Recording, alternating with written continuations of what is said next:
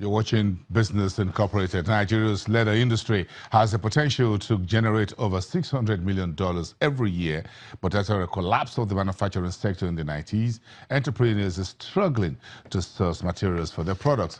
A local entrepreneur, however, is providing a platform for designers and other industry players to showcase their work and discuss the challenges facing the industry with the aim of improving quality and growing exports. The second edition of the Lagos Leather Fair recently opened in Nigeria's commercial capital, attracting various traders, exhibitors and buyers.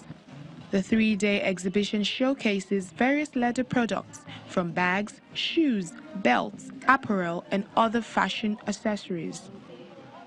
Lagos Leather Fair is the brainchild of Femi Olayebi, a designer based in Ibadan.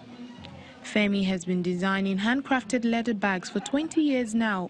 The show was launched in 2017 to create a platform for industry players to promote leather products, as well as share ideas and find ways to tackle challenges faced in the business. About 55 exhibitors display their products at this year's edition. We're sitting on a gold mine in terms of the leather industry. I think that we have not tapped into the potential that the leather industry can bring to the economy, and I think that there's so much that can be done in terms of value addition to bring the leather industry even almost to a number 2 foreign exchange earner for the country. The fair also included fashion shows, panel discussions and workshops with over 3,000 guests in attendance. Until the early 90s, Nigeria's conflict-stricken north was a hub for textile and leather export firms which were hit by a lack of power, state corruption and cheap imports from China. There have been limited Chinese investment in recent years into what is left of Nigeria's leather and textile industry, but most plants have remained closed since throwing in the towel. I see a lot of entrepreneurs, embracing the leather industry, but I also think that the local patronage is still low right now. Out of all the shops or all the stands I've visited, Femi handbags and a few are actually one of those that I can buy their product. Some of them, the stitches are not very good, the detailing is not, is not well done, so perhaps this is one of the reasons why people are not patronizing. Femi sources raw materials for her bags from Europe because processors at home prefer to sell to clients who order in bulk, making it difficult for small customers like her to make products using Nigeria's leather. Depending on the complexity of the design, it takes between 10 to 50 hours to produce a finished handbag.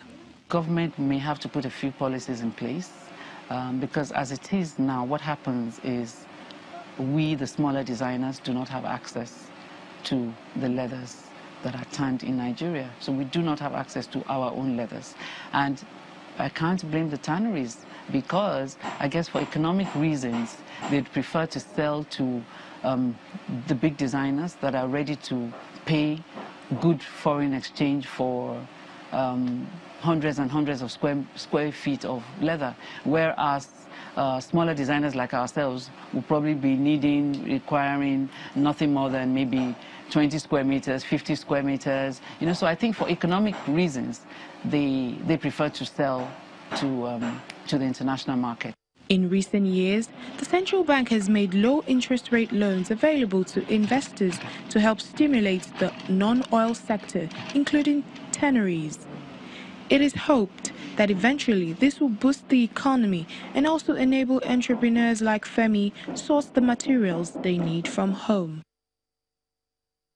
Wrap up the program today on the note of Medicare. A partnership between the United States Pharmacopoeia Convention and local industrialists has produced the first maternal commodity developed in Nigeria.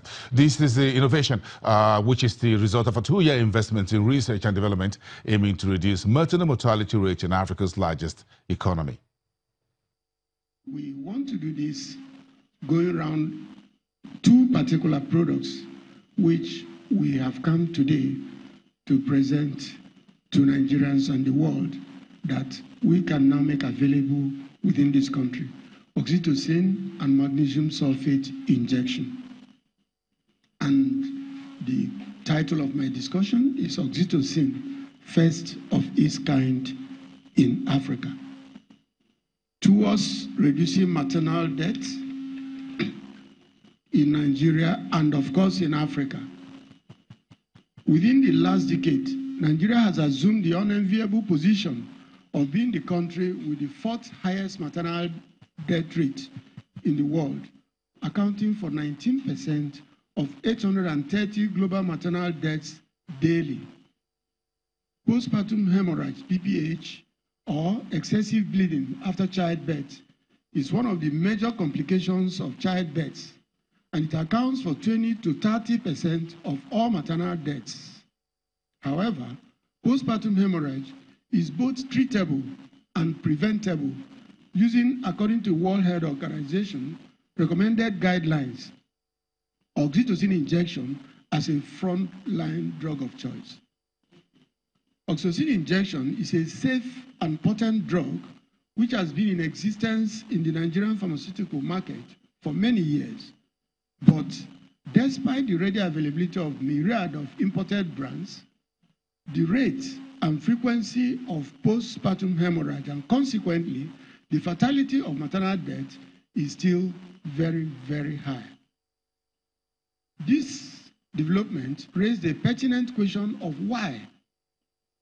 A survey conducted in 2016 by the United States Pharmacopoeia USP Convention and Promoting the Quality of Medicine project, supported by the United States Agency for the International Development, USAID, in conjunction with National Agency for Food and Drug Administration and Control, sought to answer this question by determining the quality of oxytocin injections in hospitals and clinics across the 6 geopolitical zones of this country.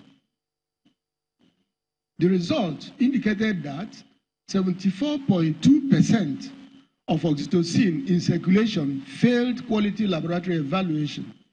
In other words, 3 out of every 4 imported brands of oxytocin have been found to be substandard. Africa's healthcare sector is worth $35 billion and presents a very great opportunity for informed investors. Do have a great day, everyone, and bye for now. I am Bosun Namafaya, and I'll see you again.